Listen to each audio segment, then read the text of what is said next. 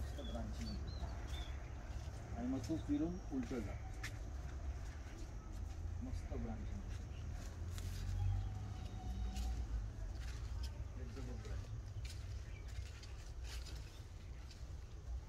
त्याला फोकस कर ब्रांचिंगला.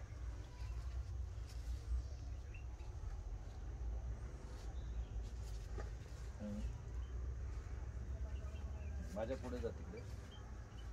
लेफ्टला जाऊन तू सरळ एकटा जा.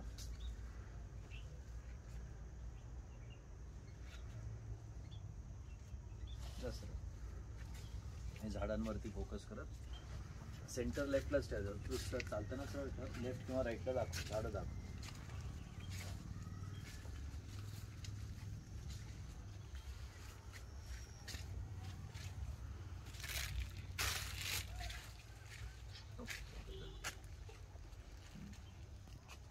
लांबून दिसू ते झाड जरा.